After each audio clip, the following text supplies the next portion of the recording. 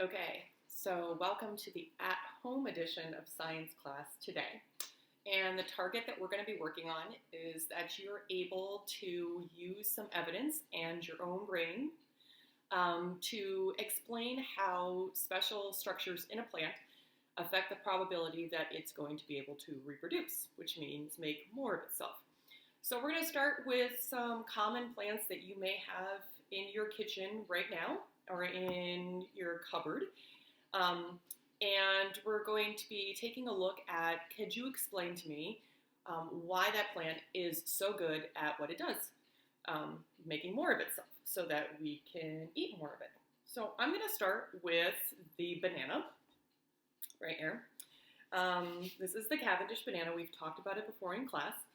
And this is a really interesting type of plant because if you were to look at wild bananas, they would be very different from the Cavendish that we see today. So I would like to show you a picture. This is a picture of a wild banana. Those are hard, dark seeds. Those are not edible. They're inedible seeds of the banana plant.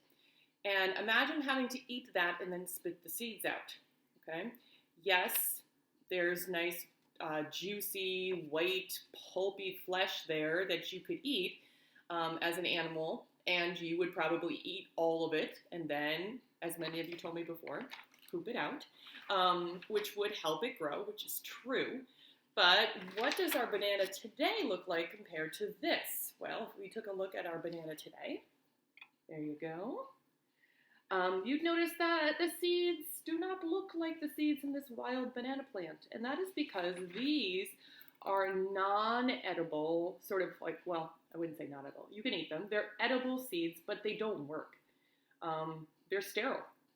You can't even see them, actually. Well, if you wanted to, I guess you could dig them out. But nothing will grow from this plant.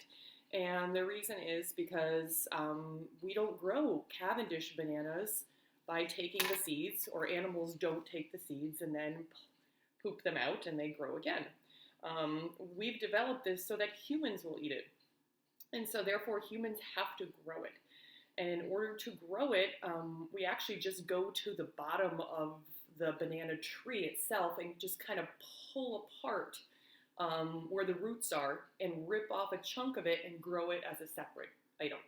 So, for example, let me see. Ooh, I'm going to have to go behind me to get something. All right. Here we go. So, this is a clove of garlic, and garlic grows underground. And you can, if you've ever cooked with garlic or done anything with garlic, you'll notice that you break off what are called cloves of garlic.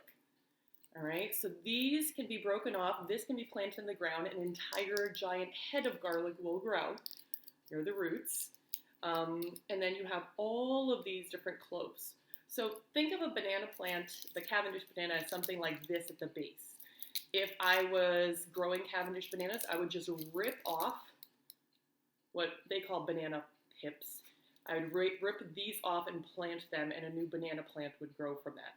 And from there, you've got huge amounts of bananas. If you look up banana plants, you'll see on the internet there's so many pictures of how big sort of all the bananas are as they hang from the tree. Another cool thing I found out today is that if you have a black light, these suckers glow blue in a black light.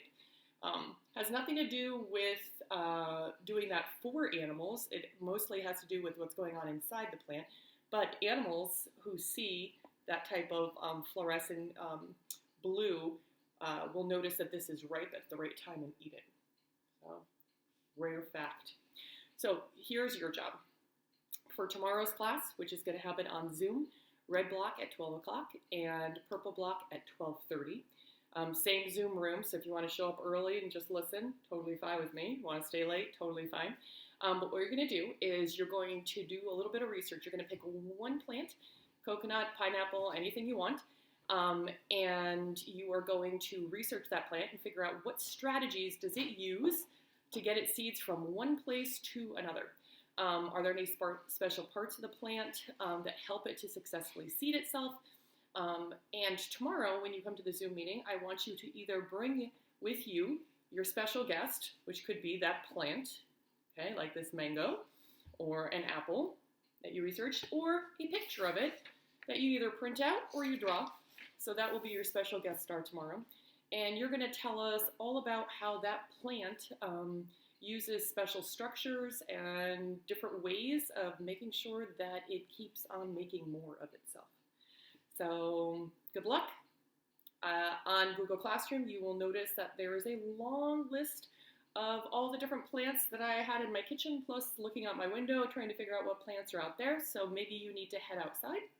But hopefully that seed dispersal video that you watched earlier today will help you think of plants in a little different way.